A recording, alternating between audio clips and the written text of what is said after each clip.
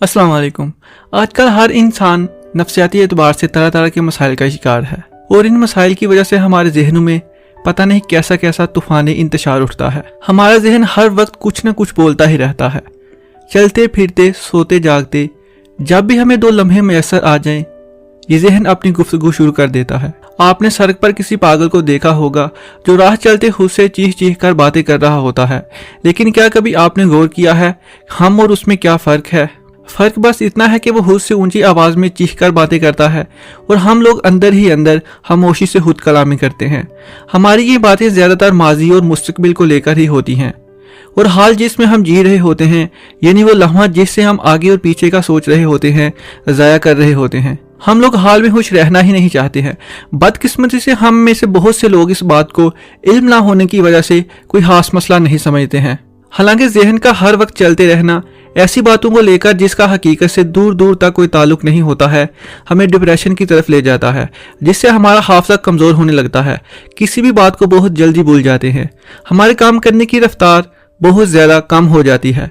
अगर हम अपने जहन पर काबू पाकर इसे खामोश कर लें, इसकी अंदरूनी बक बक को बंद कर दें, तो हमारा जहन एक सुकून की काफियत हासिल कर लेता है। आपका मिजाज ठीक हो जाता है। आपकी असली शख्सियत निखर के सामने खुद ब खुद आना शुरू हो जाती है। अब बहुत से लोगों के जहन में ये बात आ रही होगी कि जहन की सोचें, ओवर थिंकिंग को ख़त्म कैसे करें। इसका तो बाकायदा एक कोर्स होता है जिससे आप अपने जहन को काफ़ी हद तक कंट्रोल कर सकते हैं, लेकिन मैं कुछ पॉइंट्स आपको बताऊंगा जो ज़रूर आपके लिए हेल्पफुल रहेंगे। नंबर 1, आपको जब किसी चीज़ का ख्याल बार बार आता है जो आपके लिए मुश्किल का बायस बनता है, तो आपको ये मालूम भी होना चाहिए कि अक्सर ख्यालात गैर ज़रूरी होते हैं। जो ख्यालात हमें आते हैं उसका 80% हमारी ज़िंदगी में कुछ नहीं होता है। हम बेकार में ही डर रहे होते हैं। इसलिए जब भी कभी कोई बुरा ख्याल आए तो अपना जहन फौरी वहाँ से हटाएं, दरूद पढ़ने लग जाएं। ये जहन में रख के कि मुझे 10 मिनट तक दरूद ही पढ़ना है, तो पक्की बात है वो ख्याल से छुटकारा मिल जाएगा। या फिर अल्हम्दुलिल्लाह पढ़कर मौजूदा हालात पर गौर करने लग जाएं।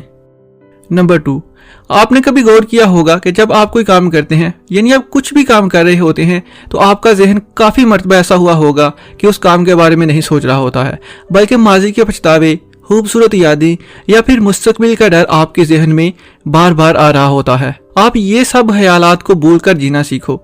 आप ड्राइविंग कर रहे हैं, लिख रहे हैं, मुंह धो रहे हैं, हो सकता है बहुत से लोग वीडियो को नीचे कमेंट पढ़ना चाह रहे हों या पढ़ रहे हों। अपना फोकस उस काम पर रखो जो आप कर रहे होते हो। वीडियो देखने के लिए क्लिक किया है तो वीडियो ही देखो, ना कि कमेंट पढ़ो। वीडियो देखकर आप कमेंट पढ़ सकते हो।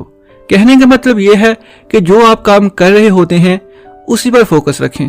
उस काम पर फोकस रखने से आपका काम भी सही से होगा और आपको बुरे ख्यालात भी नहीं आएंगे। नंबर 3, आजकल बहुत बड़ा मसला ये हो गया है कि हमारा सारा दिन घर में ही पड़े रहते गुजरता है। मोबाइल लैपटॉप से ही हमारी जान नहीं छूटती है। बाहर का माहौल हमारे जहन को पुरसुकून बनाता है। आपके साथ शायद ऐसा हुआ हो कि जब कभी आप बच्चों को खेलते देखते हैं या फिर कुदरती मनाजर को देखते हैं तो आपको हंसी आ जाती है। हमारे जहन से हमारी सोचें फौरन निकल जाती हैं। जहन की गुफ्तगू, फिक्रमंदी और दबाव को ख़त्म करने के लिए आसमान की तरफ रोज़ाना ज़रूर देखें। किसी ऐसे दरख्त को ज़रूर देखें जहाँ पर सुकून माहौल हो। लेकिन हम ऐसी बातों पर यही कहते हैं कि इसका क्या फ़ायदा, खुद को दूसरों से होशियार समझते हैं। याद रखें, शोर शराबे से भरपूर पार्क में जाने का कुछ फ़ायदा नहीं। जगह में ऐसे नहीं तो छत पर चले जाएं। आप खुद को ज़रूर हल्का महसूस करेंगे। जिस कदर आप कायनात से जुड़े रहेंगे आपका जहन पर सुकून रहेगा।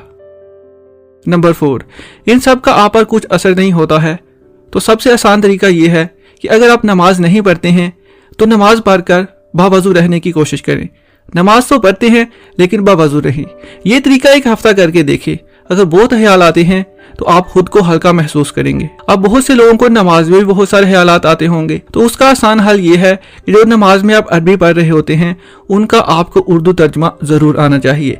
मतलब जो आप पढ़ रहे होते हैं अपने जहन में उस उर्दू तर्जमे को जहन में रखते हुए पढ़ें, तो आपको कोई भी कभी ख्याल नहीं आएगा। उम्मीद है ये वीडियो आपके लिए काफ़ी हेल्पफुल रही होगी। मज़ीद वीडियोज़ के लिए इस चैनल को सब्सक्राइब कर लें। तो नेक्स्ट वीडियो तक के लिए अल्लाह हाफिज़। इस वीडियो को लाइक और शेयर करना ना भूलिएगा।